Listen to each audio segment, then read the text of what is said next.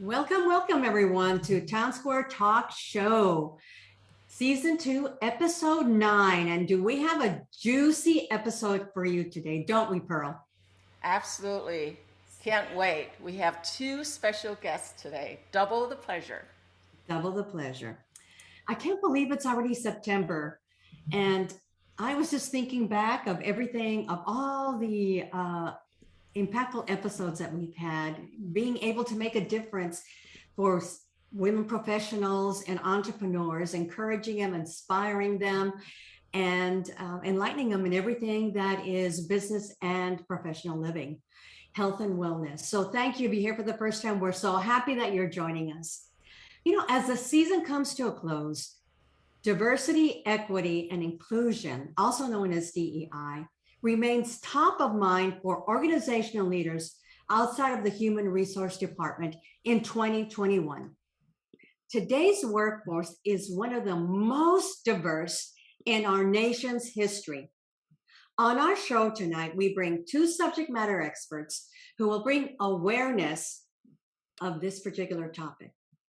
We will learn the language of diversity, equity, inclusion, and belonging, discover the dichotomy of privilege and sensitivity. And what else, Pearl? And we're going to learn how hiring system excludes people these days and what actions you can take as a leader and ally. And towards the end of the show, finally, we will announce our bonus gift. I'm Pat Albuquerque, business coach, speaker, and author, and it is a pleasure that you're here with me. I work with seasoned women entrepreneurs who have hit a plateau and are looking for the next best step in their business growth with ease and grace. And you can learn more about me by going to majesticcoachinggroup.com. Well, thank you, Pat. I'm Pearl Peng, co-host of TownSquare Talk. As a multicultural and multilingual professional with over 3 decades combined experience at IBM and Fortune 500 companies, I advise C-suites, business owners, entrepreneurs, and leaders on achieving their best. I am CEO founder of Benchmark Maven, a leadership coaching and consulting company, and a passionate speaker on human possibilities. Besides an MBA from the University of Illinois at Urbana-Champaign, I'm also a certified conversational intelligence or CIQ coach, RYT 500 yoga teacher, Qigong teacher, Reiki master, and Vipassana meditator and server. I live currently in the Tampa Bay area, Florida, with my loving family. You can find more about me on my website at benchmarkmaven.com. Pat, back to you. Yes, I have the pleasure of introducing Laurie Battaglia. She is a transformer of people, cultures, and workplaces. Laurie is the CEO of Aligned at Work in Scottsdale, Arizona. She works with senior leaders to solve their people problems before they become profit problems by building inclusion and belonging into their culture, practices, and helping them build aligned teams.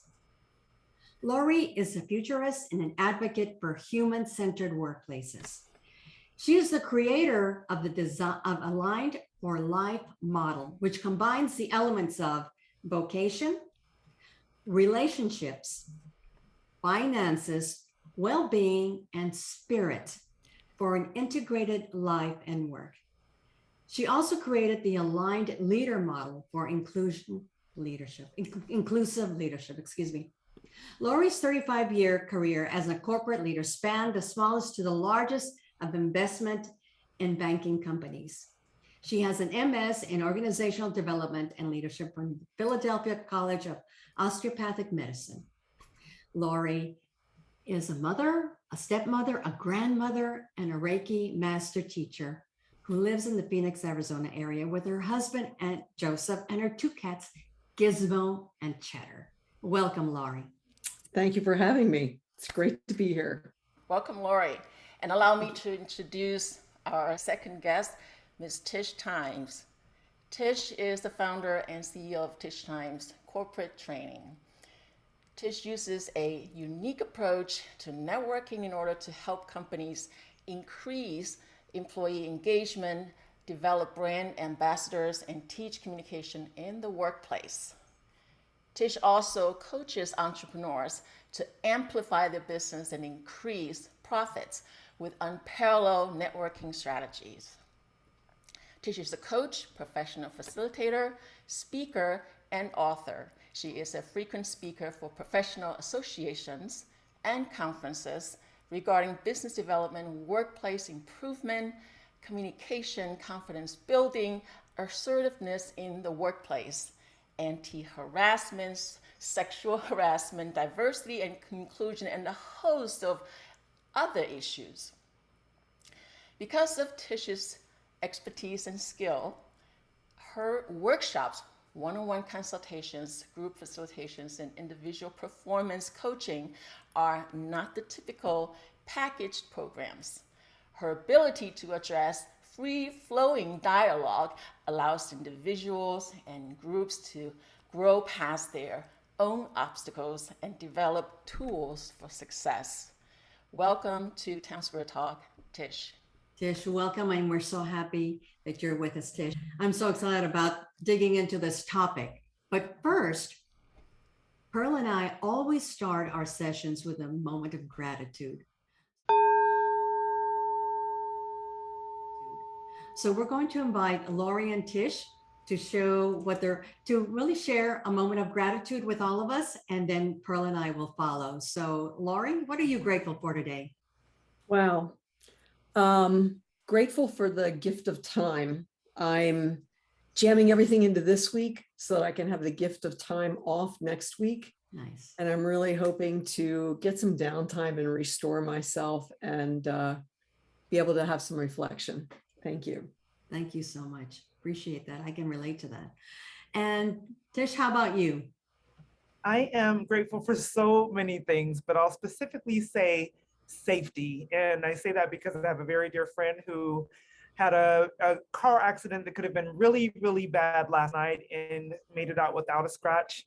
And sometimes we neglect to realize that we are, it's such a blessing to be able to be covered, be safe, and be able to say, hey, I'm good, I'm breathing. So I'm grateful for that. That's awesome. Definitely. Yeah, and he just moved successfully too. Congratulations. Yes. In my new house and my new office that is still under construction as we speak. How about you, Pearl? Well, I am most grateful that the technology works for this session for now, amongst other things, of course. So thank you for joining us, ladies and audience, and can't wait for what we're going to have and talk about. And yourself, Pat? Well, I am grateful for having spent 6 days with my two sisters and my brother.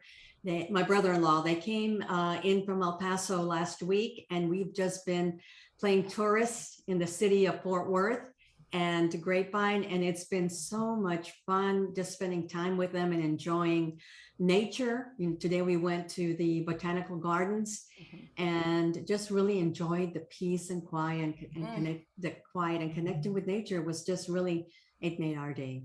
So that is awesome. Yes. Thank you. So let's get started with our first question. Ladies, how did you two get involved in diversity and inclusion work? It's kind of a funny story. So for me, the funny story part comes later. The serious part was that last summer during the pandemic, somebody that I had met in a breakout room in a human resources meeting, and I connected, and we began to talk and we began to share stories and things like that. And then George Floyd was murdered. And after that, it just took on a whole new level of, the protests were happening and a lot of stuff was going on in the world. And so my new friend said, your phone must be ringing off the hook. And frankly, it was not. And I said, how so? She said, well, you do inclusion. And I said, yes, I do inclusive leadership. And she said, but you do diversity and inclusion, right? And, as a coach, I know about this thing called the gremlin that says, no, yeah. And you can't do that. Well, who are you to do that? And I said, oh, no, we don't. Well, why are you asking? And she said, well, it's because we had someone in our organization actually go on our social media, and one of our leaders, and made a statement. And it was a really well-crafted statement. It was really from her heart. And she promised training for all of our people. And I said, oh, and so we began to talk about that. And after I had my gremlins settle down a little bit, that, because the question I always ask myself is what's a white straight boomer woman doing in the world of diversity and inclusion? But I do believe that if more white people don't step into this work, we're never going to get to equity and justice and all the things that go with diversity and inclusion and belonging. We're never going to get there.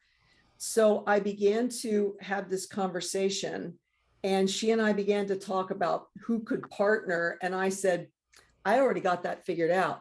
Tish Times.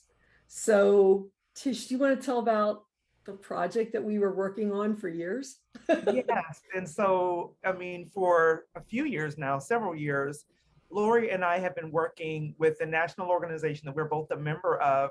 And we were kind of tagged to help with a grant that the organization won. And the organization was tasked with beginning to bring more diversity into the organization. And so I'd been doing some work on my own. I know Laurie had been doing some as well. And the two of us created, along with another person, this great just committee that helped to bring more diversity, more inclusion, more really education to that organization, so that people were able to see what was missing, what was possible, and beginning to really address some of the things that were kind of taboo.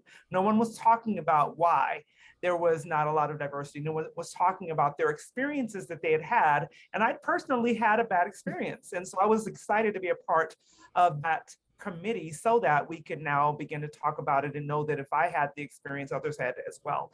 So Laurie and I began working together on that several years ago, and now we're working together more in the corporate space doing this work. And it is, it's amazing, it's impactful, it's not always easy, but it is necessary, and I'm glad to be a part of it. It would be too boring if it's easy, right? Right. I'm not interested if it's too easy. Well, maybe I am. I don't know. We're not there yet. We're definitely not there yet. No, not at all. That is quite some interesting story. And it's all really about timing in life, isn't it? Yeah. Yeah, without a doubt. I just think it's interesting because, Laurie mentioned someone reached out. What's happened more and more is that organizations are seeing the need for it. Sometimes it's because they've had something happen. Sometimes it's just seeing what's going on in the media. But we're getting more and more people kind of reaching out or tapping us on the shoulder or sending us a message in on social media and saying, hey, we'd like to talk to you about this. And it's great that people's eyes are opening now, and we get a chance to do this great work together. It's absolutely a privilege. Yeah. It certainly built a beautiful friendship among Tish and I. We knew each other as colleagues more than friends. And it like, I know she's got my back, I've got hers. And we've done additional work outside of diversity and inclusion together too. So it's just been like a blessing. Absolutely. I agree. I see and hear people really talking about, I'm not really seeing colors, we're seeing individual, unique human being, right? And so when people started to have the doubt of it, or started to have difficulties and challenges and issues, then we gotta have to kind of figure out what's really going on behind the scene. Yeah. So it's really awesome for you ladies to having very diverse and different backgrounds coming together and work together, and that just pretty much show that you kind of walking the talk, right? And with that, I wonder though, how your approach toward the huge and deep, it's not just deep, it's broad subjects, goes beyond colors, gender, sex, what have you, right? So this is huge work. And how would you say that your approach is different from other sort of inclusive consultants in the industry? There's a couple of ways. One of the things that Tish and I have had a lot of conversation about is that we did not want to go into this and blame and shame people for where they are now. So Mhm. I think we had some conversations early on about that. And it was, I've sat in those classrooms in my corporate life where you kind of were asked to give an answer and then you did, and then the wrath comes down. And I watched people really get into, as one of my friends would say, he said, I was in diversity work in the 90s, and unless somebody was curled in the fetal position crying in the corner of the room afterwards, your job wasn't done. So we never want to be that. Yeah. And go ahead. Go ahead. No, well, I was just going to say, I just really love that our approach is one of both experience and a desire to bring about a change. Yeah. And I think that when those two mindsets come together, wonderful things happen. And I'll share, Laurie, you remember we had a class maybe a couple months ago now, a few months ago. And in the class, there was a video that was so poignant for me because I have Black boys. And I had experienced different things, and this video was just bringing out these things. So I'm in the middle of this course, the professional, and I'm in tears. But what it did was it caused people to see it from that, oh my God, this is real for her. So we don't only come at an educational perspective, or we want to, tell you what you're doing wrong. It's like, this is real for us. We experience it in different ways. And I think that approach makes it very, palatable for Yes. people when they are able to receive it. I love it. I Yeah. love it. I love that your approach is with compassion and Mhm. education, Mhm. because it needs to be in order for it to be successful. Really, I love the approach that you've taken. So to get everybody on the same page, I'd like for us to take a moment and discuss some of the terminology that surrounds inclusion work, so that as we continue the conversation, we're all under the same understanding. So, what's the difference between diversity, equity, inclusion, and belonging? So I'll take that one. I think number one, we'll keep it pretty light, only because we could go really deep with these definitions. And I'm going to give you an example that I thought was powerful. Laura, you'll remember this. We heard someone say this. I don't know who it originated with, but the person gave such a cool, really easy to understand definition. And what she said was, diversity is being asked to the dance, whereas inclusion is being asked to dance at the dance. And I thought that was powerful. Obviously we can look at diversity just from that word. It's a multitude of different types of backgrounds, individuals, colors, sizes, all of these various things. Inclusion is literally feeling like everyone is given the opportunity to be a part of it. When we think about equity, it's like everyone having the ability to participate. So it's giving equal opportunity. We've used that phrase for many years, but so infrequently do we see it in operation. And then belonging is where someone actually feels like they're a part of that team. They're not just sitting in the same office with the same tools at their desk. They feel like they have a voice. They can be heard. They can be included. And so there's a lot of similarities with those definitions. But at the end of the day, it's not just saying that all can come. It's that all can come. All can feel like they have the same opportunities. All can feel like they belong, and everyone feels like they have a voice. And that's, again, a very baseline definition for those words, but I hope that that's helpful for people to understand the differences. Love it. Yeah. Thank you. And there is this new term that I would love for you all to jump in and define. Yeah. And the term that I'm hearing is access. Yes. Yeah. What does that mean? Yes. I was actually looking that up. I was looking up, not that I didn't know what access meant, but I saw DEIA and I'm like, oh, we do DEIB. Mhm. So what's the A part? And it is access. And one of the things we aren't talking about much these days, but has come up and then kind of goes to the side and then comes up again, is access in people that are differently abled, people who we're hearing a lot about neurodiversity. So if you think about all the ways we show up at work, some of us show up on the autism spectrum, some of us show up on the sensory spectrum, some of us have mental illness issues, and I don't like to call it an illness, mental health issues, I think. And so there's just so much to each of us. We also talk a lot about not just the access is coming around again, so watch for that. But we are also, I just lost my train of thought about what I was going to go into. It had to do with the access and everything. But let me go off into something else. The other one that you'll hear is justice. So sometimes you'll see that as Jedi work, justice, equity, diversity, inclusion. Yeah. And I just saw someone on LinkedIn talking about diversity and inclusion, and they said diversity is a numbers game.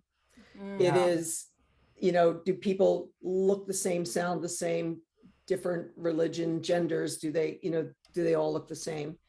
But inclusion is more on the heart level of feeling included.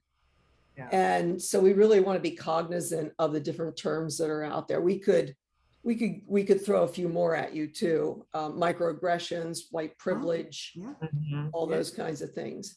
I think we had in the bullet points about the dichotomy of privilege and then sensitivity.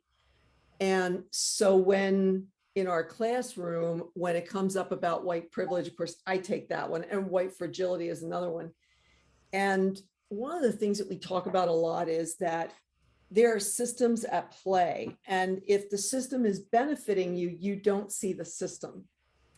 So if I'm white and I show up and I enjoy all the privileges of being white, a white female, and frankly, those of you that know me well know that sometimes I use my age to my advantage because I sort of trade on the white hair and like, are you gonna get in my mom's way? Or are you gonna what would your mother or grandmother say to you? There's the shame and blame. There you go. So when we talk about white privilege, it's that there's this system in place. And the first time I heard it, I thought the same thing many white people will say to you, which is, well, I didn't grow up rich. I grew up poor on a farm and and we had to work. And I had to work when all my friends went to the pool, and I had to do the crops, and I had to do this and I had to do that. And I didn't get a handout and all the things that white privilege people say. And it's my role to say, that's not what we're talking about. We're not talking about wealth or any of that. Have you ever lost a job specifically because you're white? Have you ever been not allowed legally or illegally to not live in a certain part of town because you're white? Were you able, where are the boundaries for you? Do you get a funny look? We use a video called The Look in our training. Do you get a funny look from people because you're white? And most of us, maybe we can think of a time when we walked into some place in a small town where they didn't know us and we knew they didn't know us. But we actually try to tap people into that feeling of exclusion so that they understand what it feels like, even if they are, let's use the stereotype, the white man in power of the organization. So when it's explained, like, what have you ever given up because you're white? Not too much. And then we've had people come out of our training saying, I didn't know that's what it meant. I didn't get that. So helpful. Helpful. So thank you for sharing. There's definitely that the vocabulary continues to grow, the terminology continues to grow around this subject. So every day, right? So stay tuned. So the language itself, beyond the definition or sort of the labels, right? It really boils down to how that's sort of getting manifested, for lack of better words, right, in real life, and how that is impacting individual. And for, you said that because of the beneficial, your benefit is so you're not seeing it. On the other hand, it's also possible that we're not exposed to different types of folks previously, and that wasn't really on the mind, so didn't have that experience, right? So ultimately, it's really about bringing the awareness up on what the different type of groups are, and what they can tend to have the positive, or even positive, like Asians are always good at math, right? Is that really positive? all the Yeah. time. It's a positive bias instead of a negative Yeah. bias. Right. Bias is bias, though. Yeah. So Yeah. you have biases, you have preferences, yet where do you draw the line where you start to get the negative, right, impact? So that's really where we want to bring the awareness up, it sounds like. Mhm. Yeah, absolutely. Yeah. And I think it helps to expose yourself to different cultures, religions, whatever it happens to be, put whatever title of diversity on that. Just when you're around people that are different from you, I think where racism thrives and where gender bias thrives and all that is when we make the person into an other. They're not like us. Those people aren't like us. Right. Which really those people are like us. They just show up a little different, or their experiences were a little different than ours. So they might have a different belief system than we do. How do we bring all that together? And since we work in the corporate, arena, we're all about how does that show up at work? Yeah. Exactly. I think we have to be more intentional, because so frequently we make assumptions, obviously, or because we're not familiar with someone from a different background. It's amazing to be intentional about inserting yourself into different cultures and finding out without the questions of, can I touch your hair? Those are things that we see all the time. Or, why do you talk like that? I mean, being sensitive in the sense of, would you want someone to ask you those questions, or would you want someone to treat you that way, while still being very inquisitive, being very, eager to learn, but by relationships and not by pinpointing the differences. Because if we can find ways to be or realize that we are more alike without being insensitive, without being offensive, it changes everything. It causes great relationships. And Laurie and I are a great example of that, because of not only the work we do together, but what we've seen happen in the companies we work with. I really love how you say about the intent. We are all different, right? Yeah. Every single person is different, even though you share the same race, share the same ethnicity, what have you. And curiosity is okay, right? People are always naturally curious. And because you're different from me, I am curious about the difference, and I would like to ask questions and so on. And that's good as long as you have that intent that you talked about, Tish, right? The intent is to deepen the connection, is to reach out to connect. It's not to do any harmful, right? That's it, right. Action or cause any reaction, which is really where it starts to break. Which brings to the next topic where I hear all the time, why are people so sensitive these days? And you hear people say, why are people so easily offended as well? So Yes. with those two, what would you suggest people to respond so that can become a positive outcome with those questions? Those are fair questions to ask. Yeah, I usually take that one when that comes up in class, and I've had those two different versions asked. And the first time I heard it, when we started doing this type of training, I said, I'm really happy that you brought that up, because I'll bet there's a lot of people thinking that. Why are people so sensitive? And we think that, and we had just watched a video on microaggressions. So that what they called microaggressions, death by a thousand cuts, because it's, oh, Tish, can I touch your hair? Or, oh, I didn't know. So do all Black people, whatever that thing is that we've said, it just, it's just like little nagging things. And many of us, I know as a female in the workplace in 1978, I had to either get very angry, which I did, or I had to put up and shut up. And I think a lot of people have put up and shut up over the years, but it's been building. And so that sensitivity to just my one comment, I mean, I didn't mean anything by it. Well, it's the impact of your comment on top of all those other things. And sooner or later, the lid blows off. So it's not just that one comment. And I recently had somebody close to me say that thing about, why are people so easily offended these days? And I said, oh, they were always offended. It's just that they finally found the power Yeah. to say something about it. And speaking on that and finding the power to speak up on it, what has changed in the environment where people feel like they have the power and they feel safe to now start speaking up? What's made it safe? Yeah, I mean, I think that, like Laurie said, there's always been that desire, that anger, that offense. But now, to be honest with you, with the advent of social media, more people are becoming aware. We're seeing things in ways that we've never seen before. People are speaking up more. The media has played a huge role in it, I think. And now, for instance, I heard someone say that, and I thought it was powerful. They said, well, it's so sad that this happened to George Floyd, for instance, when George Floyd was killed. And the person said, this has always been happening. This is the first time it's been recorded. Yeah. And so now people are finding that there's power in numbers. And so as people are feeling like, okay, there's all of these other people who are seeing this, who are feeling the same thing, now we can say something. So I definitely believe that it's not new. It's not a new offense. It's not a new feeling. It's just that more people are seeing what's been taking place for years. More people are hearing about it. More people are telling their stories.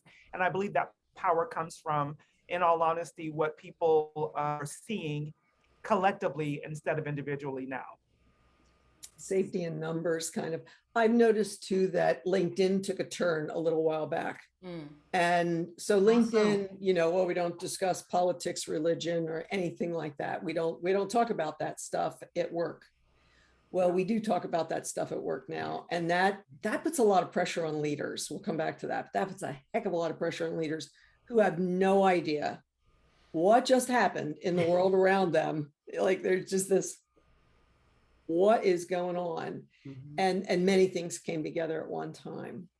But boy, it's just social media has, for better or for worse, has brought this to the forefront. And I started following a number of people on LinkedIn that are speaking their minds, and they are very clear about their experiences and what's happening. And then you can watch the trolls come out and just sort of comment on them. And some of them probably take some of those comments down. Some of them leave them and say, hey, so-and-so, I think your employer's watching and your racism is showing. And they'll put that right out there, which never would have been done even 2 years ago. I call it the before times, before the pandemic, and the after times, after the pandemic. So in the before times, we never would have done that. And just everything that happened all at one time has made the world go just a little crazy. And I think that we can use that change for good. We got to use that change for good. That's the key, really is Exactly. focusing on making it to change for the better, right? Absolutely. I commend the leaders, Laurie, that stood up and said, hey, we're not going to allow this in our company. We're going to hold you accountable for those things. We did lots of research on companies and how they were responding to things that were now being brought to the forefront in the media. And they were giving their team members space to share how they felt about certain things. And that also, I think, gives people permission, because there was a time if you spoke up at work, you lost your job. And now when leaders are saying, yes, we want to hear from you. Yes, we want to support you. Yes, we have your back. It changes everything in the workplace, and it's not happening everywhere yet, but it is happening and it's starting. And that, I think, is a game changer. Yeah. And there's the art of speaking up as well. Oh, right? for sure. So when you speak up, you're not trying to attack. Right. It's like your approach being different from others. Yeah. It's not about attacking. It's about pointing out what's not working. Yes. And what's breaking, right, in the company, what's affecting your company's culture, your employee performance, the whole 9 yards, right? Now that we actually have so much more places to kind of voice ourselves. Without a doubt. One of the things I think I love most about what we get to do is that we give team members in many companies tools, skills to be able to say, instead of saying, I'm mad, they can say, this is how this made me feel when you said this. or asking the question, what were you trying to get to, or what was your intent behind that question? Because like someone said on the chat, it's not always malicious. Frequently, it's just a misunderstanding. Frequently, it's just where people don't understand the impact of their statement. But when we're able to give them the tools to speak up, to speak up in a way where they can be heard and change can come about, it does make a bigger difference than someone just speaking up. You're right, there is an art of speaking up, Pearl, and it does make a difference the way we do it. Yeah, and also it's your point on making the intent visible, right? Yeah. Because a lot of times people make some sort of judgment based on past memories or based on whatever else. Upbringing. It's not really what's actually happening. Right. And then miscommunication builds on miscommunication. Things can get really ugly for really no reason. Yeah. Yes. If I can go back for a second, one of the things that I think makes us different with the way we go about training is it's not an intellectual brain dump training. It's find this place within yourself where you've had this experience, because none of us gets to adulthood without having been bullied or made to feel like the other person, or you're not on the list or whatever it is. None of us really gets there. Yep. That's probably not true. There's probably somebody. So we try to have people access the things within themselves so that when we talk about this and show videos or have people kind of unpack who they are and how they identify and who's in their inner circle and all those things, everything is really experiential in our training. It's about figuring it out for yourself, figuring out where your ideas came from, and then looking at, are they still true? Or has this been proven to be something else? Or if you think they are, should you look at that a little bit differently? How can you explore that? I love that. It's So ever evolving. not only are you bringing awareness, but then you're bringing really helping us understand maybe where those filters came from, Right. and also then allowing us to drop down into our hearts. Nothing changes when we're just thinking about it. It's up here. Yeah. It's when we feel it, and we feel it's sort of like the mind, body, spirit has to all come together. I love it. The energy has to shift. And that shift is occurring daily, combining mind, body, and soul and spirit into the way we do business. So I love that you bring this into your work. Yeah. So speaking about your work with companies, let's transition that conversation into the work that you do. So what causes a company to pick up the phone and say, Tish and Laurie, I need your help? What has happened to cause that conversation to take place? Well, last summer's events of the George Floyd and all the other people that were killed by police, and that it kept on happening and it kept on happening, and we were seeing it. That was a catalyst for change. The protests were a catalyst for change. Unfortunately, sometimes diversity and inclusion gets politicized. And where we run into issues is where people see it through a political lens, so that makes us then into two or more sides. But typically they either know they need to do the right thing, somebody's brought stuff up, someone else has forced it, as did with our very first client. Others are just curious, but typically they have no idea where to start. They haven't done anything up to this point, or they might have had a few speakers come in or something like that. But they don't have any kind of existing, I'm going to call it program for lack of a better thing. It's not baked into the culture to be diverse, and they don't have any idea where to start. And so we are a really good starting place, because we'll meet you where you are and walk you through. I think what happens, and Laura, you tell me if you think this is wrong, I think you'll agree. Sometimes they call us because they need to check a box. They need to prove they have done something about these issues. But what I love is that they always get so much more. They come to check the box, and they walk away with a transformation. And it is phenomenal when that happens. I can see, I think about the classes where we've given, and one who came in like this and like, I'm just here because they told me to be here, and I don't really want to learn about this stuff. And then to see them have that light bulb go off, or to recognize, I've done that. I've said that. I had no idea. that is what we're here for. And I Yes. love that part about it. Yep. I will admit that there are days when, most days I walk out of my virtual office here and I say to my husband, we're doing good work. We're changing the world for better. This is what Tish and I were sent here to do. This is it. No doubt. And there's other days where I walk out and I just go, Oh, it's a good thing I'm not a drinking person, because it may People only don't be 10 in the morning. You But don't want to listen to care, so there are those for sure. they are very rare. That's very rare when that happens. But some, my mom always said you could take the horse to water, but you can't make it drink. And sometimes that's it. Or sometimes it's that politics thing. Sometimes there's different things. We often start our classes saying, this issue has been politicized, and we're asking you to step out of that lens. It's about the humans. This is about humanity and compassion and understanding one another. And we'll just sort of see the shoulders come down sometimes. And, we're not going to embarrass you in front of people. You're going to have the opportunity to look at deeply, but talk about what you feel safe talking about. And then we do our best to create that safe space for them to really explore this. A lot of people do start with training to give a common ground and a common experience and language. There's so many other things that you can do. Sounds like the first step might be providing training after they reach out to you. What are the other proven ways that you might want to offer our audience as examples? Like you said, training is important, and it's the first step.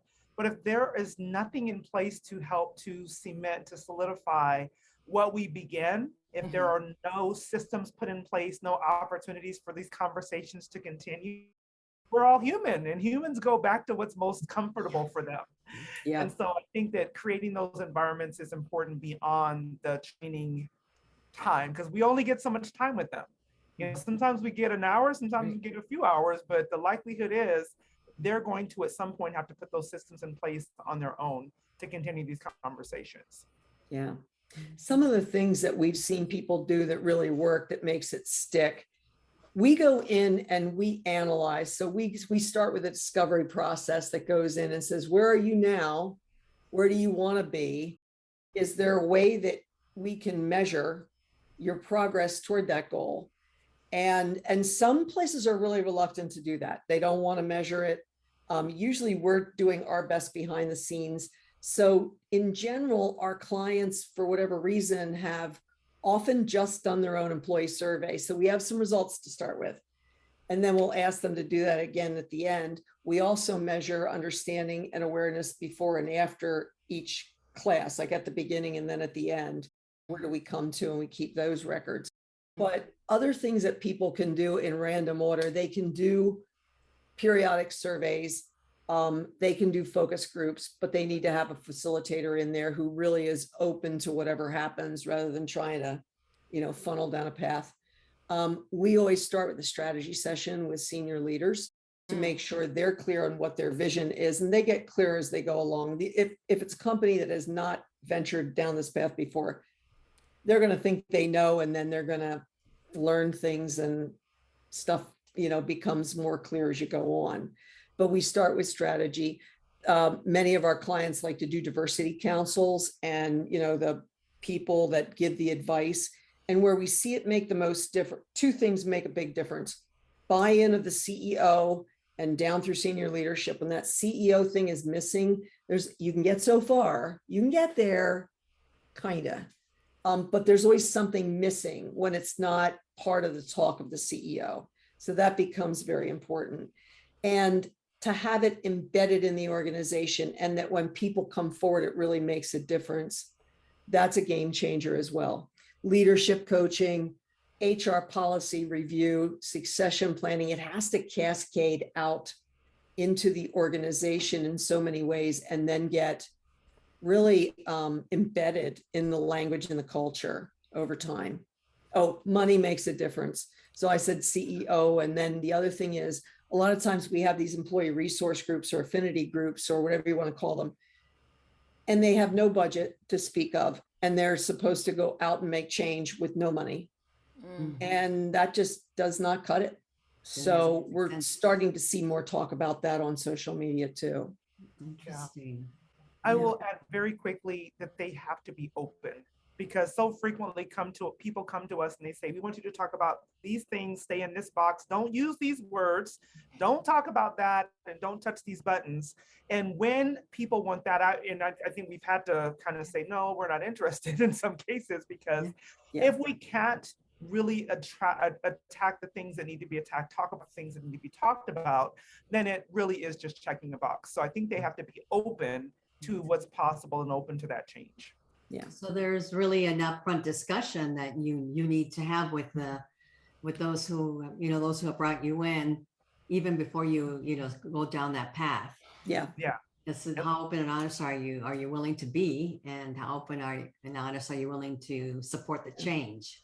Yeah. I guess. Laurie's really good at bringing them back that place of, well, I don't know if that's going to work, but we can do It's almost like, what is the elephant of the room, right? Yeah, Yes. exactly. What are those words? What are the taboos? That's really the best place to start. It really is. so It true. really is. I threatened at the beginning of the when we started working together. I said, someday, and I haven't done it because it would be embarrassing to me, but it would be dumb stuff I've said over time. Because I'm pretty sure that I've said most of the standard ones. I'm good. I have friends of that race, of that gender persuasion, of whatever it is, of that religion. I'm good. I've got people in my network. I thought I knew Tish, but I know Tish a lot differently and better now than I did. And I'm sure there's still things about both of us that we just haven't had an opportunity to share. So just being around each other and being in those conversations has caused us to, I feel like I certainly know her better than I ever did. Absolutely. Likewise. Yeah. Yeah. Well, that's amazing. It's amazing work, and blessed that both of you have, actually acknowledged that this is exactly where you need to be, and going through the motions to make a difference, because we all need that. So, Tish, at one time you owned a staff company in the past. Yeah. What was your experience in seeing how the hiring process influences diversity or lack thereof? Yeah. Well, being in the staffing world was very enlightening. And it was enlightening in wonderful ways. And it was very enlightening in ways that really caused me to sometimes tears at the end of my day, because we would have companies, specifically remember a company that our internal team, talked about it when someone would walk in, we'd go, that's an ABC company candidate, because we knew that no matter who we put in front of them, how educated, experienced, all of those things were, they would still only hire people who looked a certain way, who were a certain gender, who spoke a certain way. And when you walked into this room, I promise you, you can walk in and it looked like there were clones. And so without realizing it, a lot of times companies, they literally create themselves over and over again. And it's awareness. When people are open and they're self-aware, they're to take a look at things from a very open perspective, it then creates the opportunity for them to have diversity. But in many cases, we do things like, well, I'm going to hire my buddy from the university that I went to. And that's a great thing, right? We want to be able to bring people along, but without meaning to, we're now creating a clique of people who are only from this specific area or look just like us, went to the same high school, college, university that we went to, and we just don't see that it's creating a problem. And so I saw that in so many ways where people were interviewing based on, again, themselves, based on the company. We heard this phrase in one of our trainings use often now, instead of saying having a culture fit, that's someone who fits in, who talks like us, who looks like us, who sounds like us, who thinks like us. We want to create culture add. Someone who comes in with a different perspective, someone who maybe has a different background, who comes from a totally different industry in some cases, because now they can start a different conversation, add to that conversation differently. So although we definitely have, and we can talk about this all night, and I don't have the time for it, but having that ability to hire, fairly legally, effectively, we still need to be aware of where we're recreating the same types of people and really limiting the possibility for diversity, really limiting access that people will have, because we want our buddies, we want our friends, we want people who make us very comfortable, and it requires us to get uncomfortable to really create a diverse organization. Yes. So Yes. did you find that when you had your company that you were encouraging diversity at that? Absolutely. Okay. On purpose, and it has to be done on purpose. Mhm. It will never happen by accident. Yeah. And when unaware, we don't mean to. I don't think anyone wakes up in the morning and says, I'm going to create an environment where there's no diversity. I think that it just happens by accident. And if we don't do it in an intentional manner, then we're going to perpetuate this type of environment. Yeah. There's something I've started to see, especially in the space of nonprofits, but I did just see it on a for-profit organization too, where there's a disclaimer on the thing that says, we are really open to people from diverse backgrounds, and they'll name, the types of diversity. If you don't check all the boxes on this, apply anyway. Mm-hmm. And I'm like, yes, that, because I think back to the early part of my career, I worked for small companies, and oftentimes the way I got ahead was to say, hey, I know how to fix that thing over there.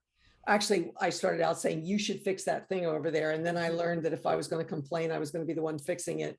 So then I would go and say, this is how I would fix that thing over there. That's how I continued to move up through the ranks over time, by fixing issues that I saw. And I think that one of the things I'm reading a lot about now is that if I'm from a different culture or different race or something, and I've been excluded by the system, not that it is overt racism, but it's more covert racism, I would say. I just didn't get in.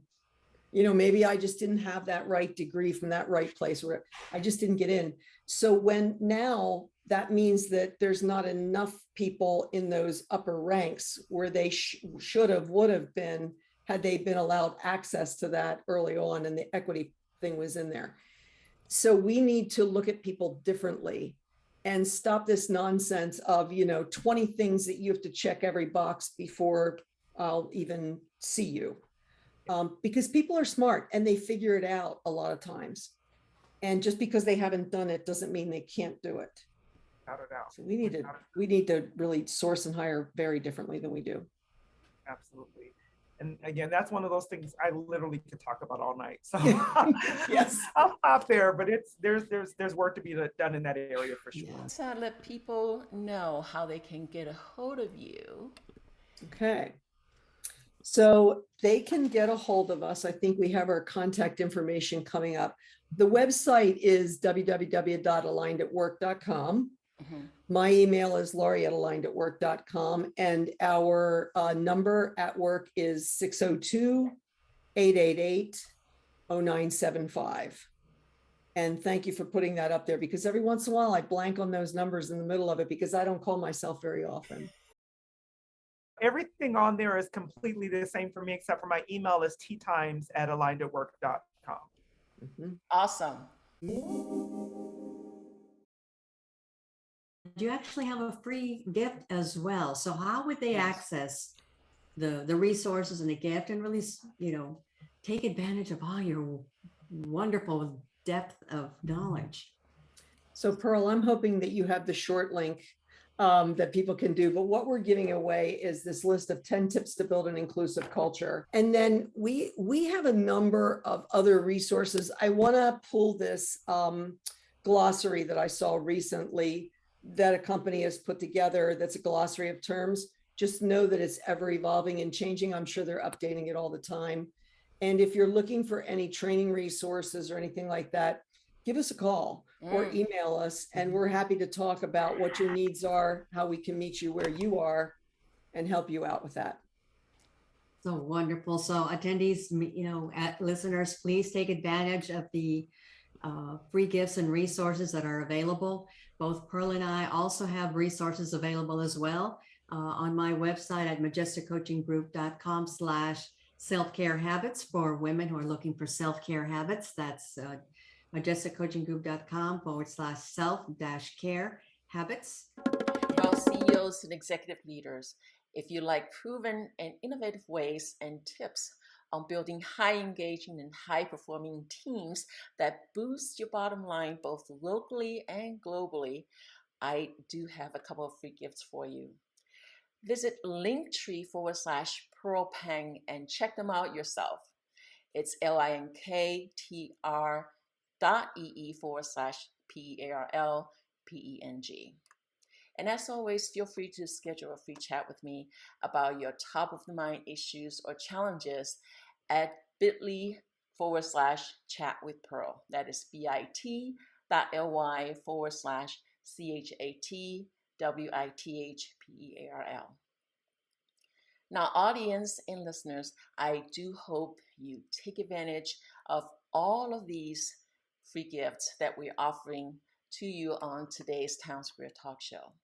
Once again, feel free to reach out to any of us. We're here to help. Our show for next month is all around Breast Cancer Awareness Month. So we will have a panel discussion on breast cancer, surviving, different ways that you can heal, the stories of women who have gone through breast cancer. In fact, I'm one of those thrivers, if you will. So you want to tune in and let's celebrate the women who are thriving in this area, the different ways that you can tune in and get healed, and just where we are with the developments in this particular industry and health and wellness. We always like to close with a quote. So, Pearl? And yes, we'd like to leave with you this final quote by the late Maya Angelou. We all should know that diversity makes for a rich tapestry, and we must understand that all the threads of the tapestry are equal in value, no matter what their color. And with that, we thank you once again for joining us, audience. If you have any more questions, feel free to shoot us an email. Blessings and good health to all. See you on our October show on the 27th. Thank you. Yeah.